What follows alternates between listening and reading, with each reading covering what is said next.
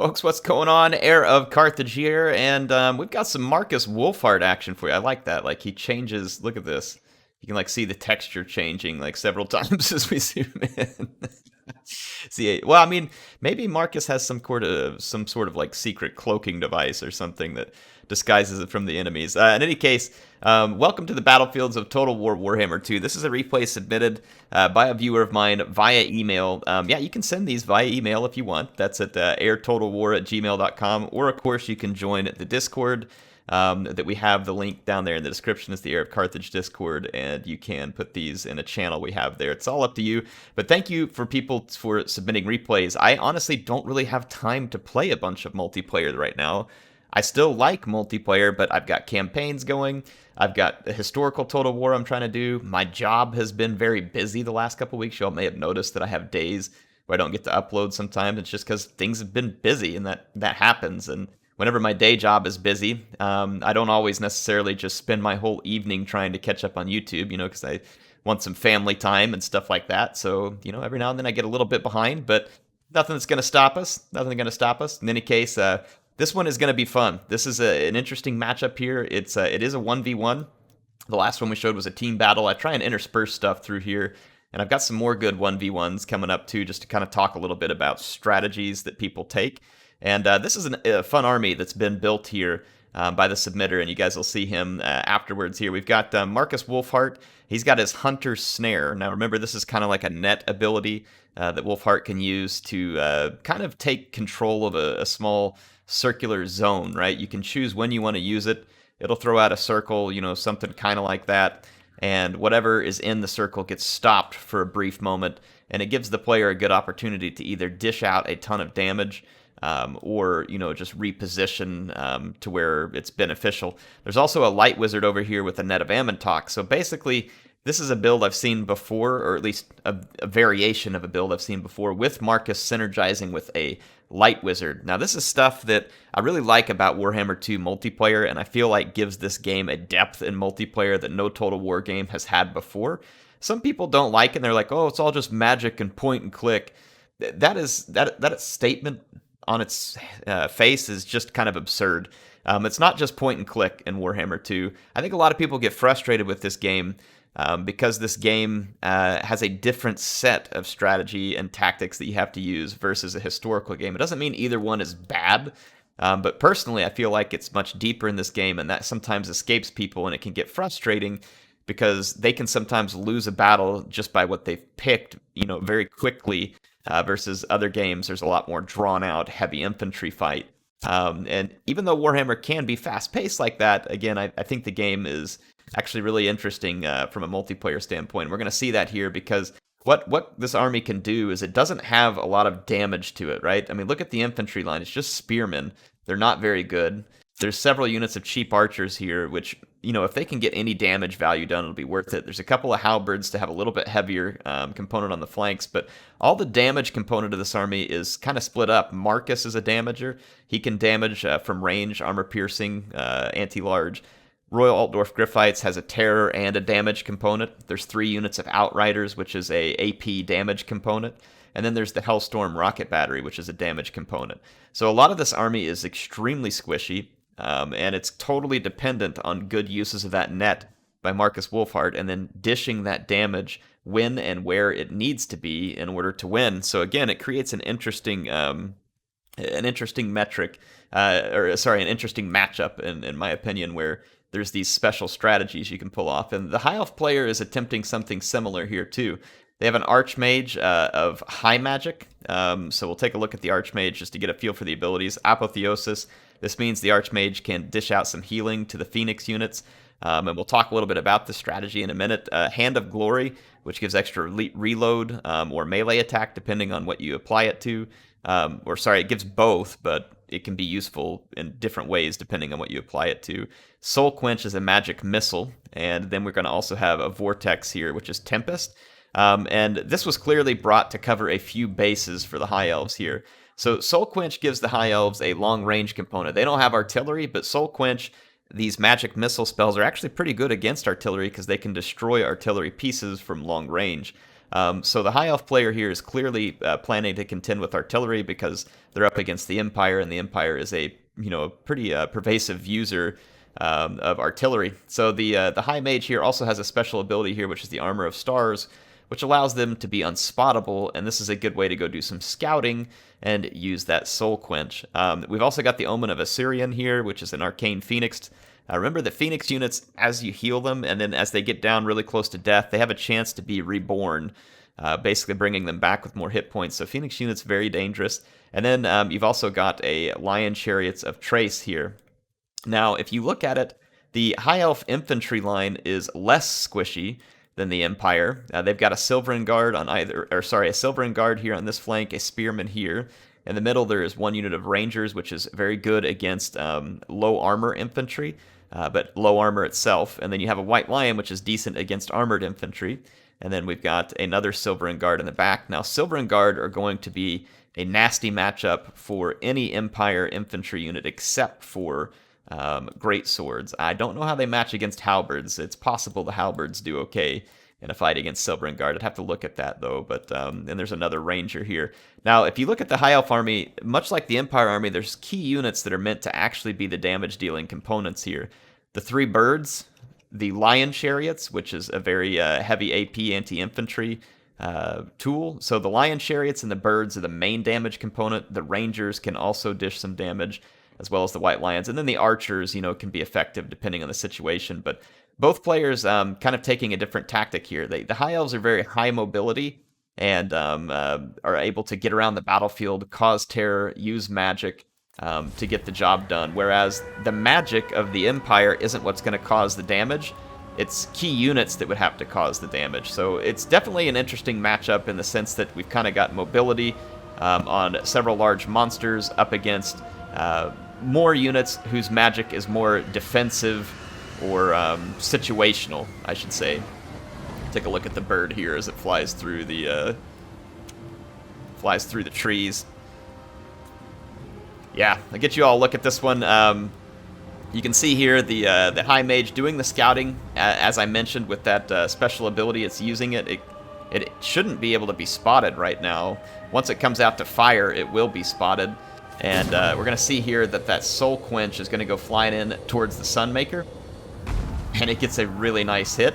And it actually destroys one of the rocket pieces here. So now the Sunmaker is less effective all the way from the beginning. So that was a very effective shot there. Now you can see that the Outriders are pushing in because they don't like the idea of this Archmage being able to sit out here and pick apart their artillery. So we're going to see the Outriders moving this way. Now, Outriders, if we take a look here, they've got pretty good range. It's 130. It's not fantastic, but it's not bad. It's better than a Pistolier. It's armor piercing. They can only fire forward, which is a downside for them. But you can see that they are going to try and really get this Archmage off their case. And the Archmage gets very bold here and just really wants to keep pushing the flank. No doubt looking to take the Sunmaker out of business early. But it's a big risk, and you can tell the Archmage knows it because this Light Wizard is on a horse, very quick unit, and it's attempting to net the Archmage. Now, I want to talk about something here, which is kind of something that players can fall for. If you look at this particular setup right now, in fact, I'm going to pause it and talk about this. This character has the net ability.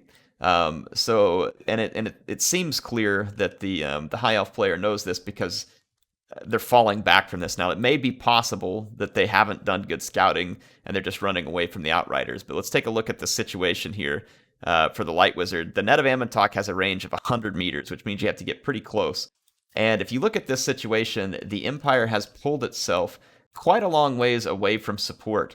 So all these units are out here, and in a melee, the Omen of Assyrian and the Archmage, all these units could absolutely own these Outriders very, very quickly. And they have the speed advantage on the Outriders as well.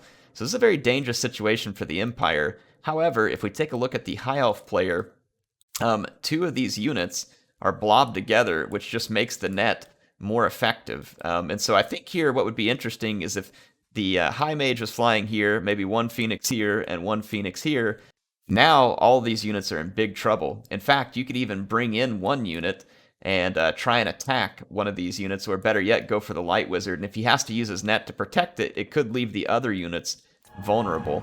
So let's see what happens here, though. See how the players actually play this one out. I'm just kind of giving you an idea of what could happen here. And indeed, you can see that the two Phoenix units blob together, draw the net, and this is going to give a good opportunity here for the Outriders to do some damage, and they turn around and just open up on one of the Arcane Phoenix units. Now, the High Mage can dive bomb here and try and get some damage done, but there's a Demigryph Knight approaching, so the decision is called off there. And then look at that. Soul Quench takes out another piece of the Sunmaker, which got mismicroed way ahead of its forces here. This is obviously a mistake by the Empire player, and some of you might be like, yeah, these players are making mistakes. Well, players make mistakes, and that's why I like this kind of stuff. It gives us a chance to kind of strategically take a look at it. I've had this happen before, too, where I click an order, and then I forget about a unit, and all of a sudden you find yourself screwed, and that's exactly what happened to the Empire player here. And some people, you know, are tempted to quit when this type of stuff happens, like, ah, man, battle's over, I screwed up. Nah, don't ever do that. Just keep playing. Because if you think about it, this was an interesting trade here. The Sunmaker's very expensive, and the High Elves got it. They paid some magic, but they paid a huge price on this Arcane Phoenix. It got damaged badly from that net here. And so you can see it was definitely a trade between the two players. And now the High Elves are going to have to spend even more magic to heal the Arcane Phoenix and try and keep it in the fight. So we'll see how the Empire player tries to recuperate from this. You can actually see, if you look here, there is, actually, yeah, it looks like there's still one artillery piece that's still viable, but it's quite a ways out front here, and the Empire player isn't making a move to reclaim it, at least at the moment. So we'll kind of see what happens. You can see the continued harassment here of the Phoenix units, and this is probably good, but now definitely a good time to fall back as well. These archers are a huge threat for low armor missile cavalry. The archers can deal with them rather quickly. Show some close-ups here. You can see the High Elves are moving in. They have a ranged advantage as long as the Sunmaker is out of commission. You can see that Hand of Glory coming in here, I believe. There was a Hand of Glory. I heard magic, but it wasn't a Hand of Glory. In any case, yeah, you can see the Outriders are going to have to fall back. And since the High Elves are pushing up, you can actually see their archery range now covers the piece of the Sunmaker that is still viable, and so the Empire player can't actually effectively retake it. Now, Markus is kind of wandering around out here by himself. He's very weak in melee, and but this is kind of bait. And you can see that even after having been netted once, the High Elf player continues to run all of its monster units in a single group. This is pretty common because it requires less micromanagement. I myself make this type of move pretty frequently, and against this type of build like that Markus is using, it can be very dangerous because if you run them all in one place, it makes them easier to control and easier for someone to defend against, whereas if you split them up, it requires more micro, but potentially gets you more safety. Look at this. Hunter's Snare is going to keep anything from countercharging these Demigryph Knights, and they get a free charge right into the High Elf archers, and they terrify them, and then the Empire archers, the really cheap ones, manage to push back some very expensive High Elf, or not very expensive, but very much superior High Elf armies. And once again, look at this. All three units wanting to go gangbusters on the Light Wizard, and they get caught in the exact same trap twice. Just thinking they can blow through here, and look at all the missile fire.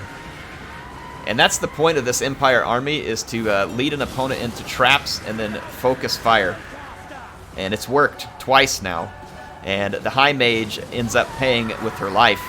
However, the two Phoenix units do manage to get through, and you can see that if they do get through, they will very quickly take out a unit like the Light Wizard, but it means they're going to pay a price for it. All the while, the Lion Chariot comes busting through, because at the moment, the Empire player, while making several good moves, has made a few mistakes. His Demigryph Knights ended up getting kind of caught up on a Silverin Guard here, which is a very bad place for them to be. They were trying to terrify the Rangers. They succeeded at it, and you can see he's trying to pull his Demigryph Knights over here to attack the Lion Chariots, but they're just bogged down in Silverin Guard, and the High Elves send in even more Silverin Guard. So both players have a couple of active mistakes at the moment that are costing them, but both players are also getting some wins as well. Here in the middle, the Rangers and the Lions are chewing through halberds, the Lion Chariots are ripping through the archer line, and the Phoenix units, one of them actually just got a fiery rebirth because it was nearly killed by the Outriders, but look at all the extra hit points it got without even having to have magic. So even having lost the High Mage, the High Elves are very much alive in this fight. And if they will play smart, they have a big potential to win. They definitely need to get away from the Outriders, but at this point, the Outriders are going to be a lot more vulnerable to the Phoenix units. In fact, the Phoenix units might be able to just straight up chase them down. You're talking about 120 speed versus only 84. We'll see whether or not that happens. The Omen of Assyrian ignores that and is going to head back to help support the infantry fights or to try and get Markus. One of the two. We'll see. The Chariot actually got routed by a very cheeky play by Markus. He used his Hunter snare and then just used his bow and easily killed a unit model or two from the Chariots. So that was, again, a very nice play there to get rid of a unit that was actually just ravaging the Empire lines. Now, the Empire still has a few pretty big threats here. This Ranger unit and the White Lions are, of course, still a big threat, as is the Omen of Assyrian. And it's going to come in and try and help finish off the Demigryph Knights, who took a ton of damage trying to get away from that Silvering Guard, and they don't have any way to heal. So this Altdorf Gryphite is actually at a pretty big threat level here. You can see there's archers firing at the Omen of Assyrian, but some of those arrows are also hitting the Demigryph Knights, just because that's what happens sometimes with friendly fire. And the High Elves are actually getting a pretty good engagement here against the Altdorf Gryphites. They're about to be gone. Markus is still alive and healthy for the moment, but that can change very quickly if a Phoenix gets him in melee. Markus is a very poor melee combatant. And you can see here that the Outriders still have a fair bit of ammo, and they're headed back this way to try and support another Ember Storm here. And here comes a Hunter Snare, which is going to pin the Omen of Assyrian down and allow the Outriders to get some shots at it from range. And it does work. Works pretty well. Very nice damage, though. Limited ammo left on the Outriders. And this is what I talked about earlier. And look at this, the Lion Chariot's back here as well. Look how quickly Markus just gets owned by this Arcane Phoenix.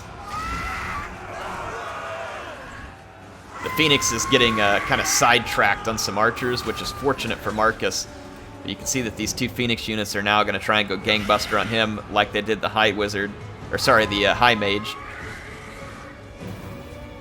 So it's very dangerous situation for Wolfheart.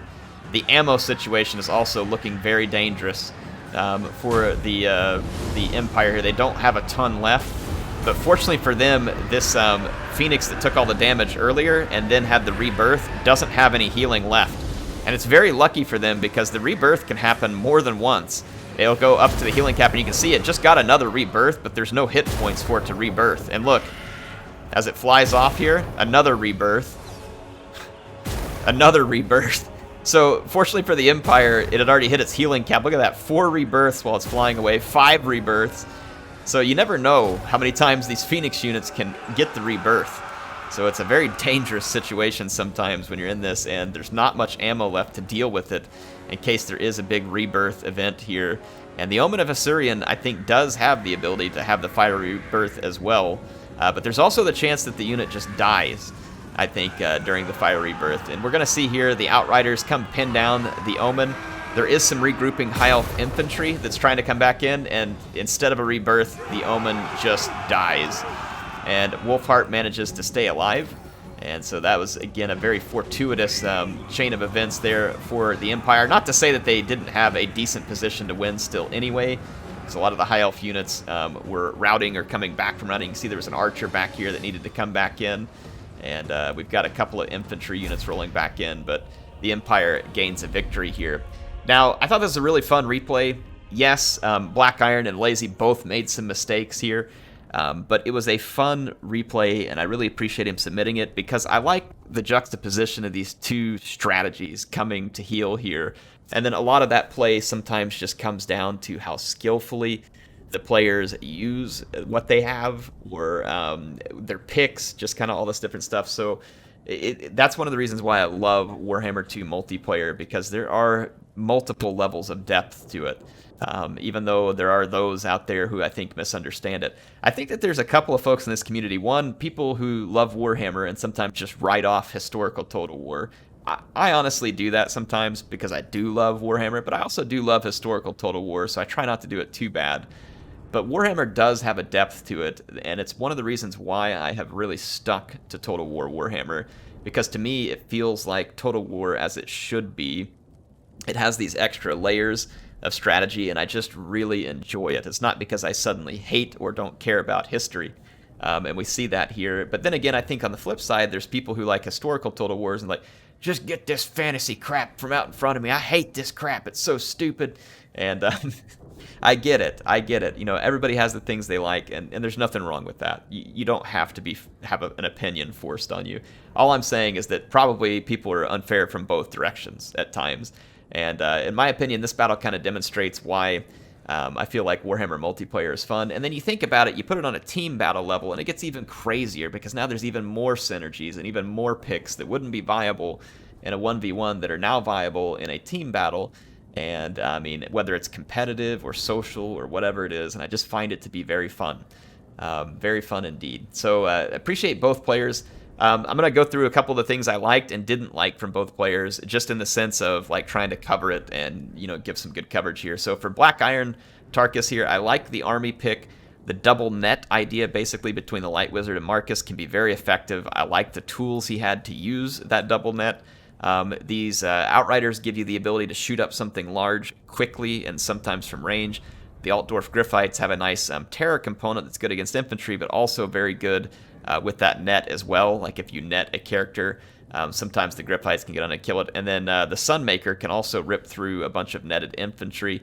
So really fun pick. I like this army quite a lot, and there's some very fun places. So I like his pick. I liked the uses of his net throughout this battle, or sorry, the uses of his net throughout the battle were pretty on par. I thought they were pretty good. A couple of mistakes with micro, like with the Sunmaker, and a couple other, like a mistake with the micro with the Griffites, but he did a good job overall. Managed to pull out a victory here. Now with Lazy, I also kind of like the army pick. I think Silver and Guard are an excellent army pick, or sorry, an excellent unit pick against the Empire. The Empire doesn't have a lot of great answers to them. As far as other infantry, and then they're also effective against cavalry and charges and monsters, all that kind of stuff. So good pick with the Silver and Guard. A couple of Rangers I think make sense against the Empire because they should be effective against Empire infantry. However, Rangers can be a very dangerous pick if the Empire shows up with a lot of Empire Knights, Reichsguard, Demigryph Knights. Rangers die in droves to that, but because we had some variation in the High Elf infantry pick, I don't think it was as risky. A White Lion is a decent pick, too, because it's going to be very good against cheaper Empire infantry. And then just extra Spearmen, nothing wrong with that. Archers outrange any of the range from the Empire. So a good pick. Didn't have artillery, but the pick of Soul Quench on the High Mage, not a common pick, is a good idea. That you saw how effective it was at silencing artillery, along with the pick of that armor that helps give some cover for it. So really like these picks, and I like the way that early on the High Elves player was able to silence the artillery. So Lazy got after that artillery and took it out. I think the big mistake, obviously, from Lazy here was putting all of the Phoenix units into kind of one blob. If they would have been spread out, then I think it would have caused Black Iron a whole lot more trouble. Pretty good play with the Chariots until Markus finally got a hold of them. They were doing a good job, though, of ravaging the backlines, so liked that as well. Anyway, thanks to both players. Fun replay. Hope you all enjoyed it, too. HeirofCarthage signing out for now. I will have you some more action soon in Total War, and then also I've got some other games coming, too, that I hope you all like. I will see you then.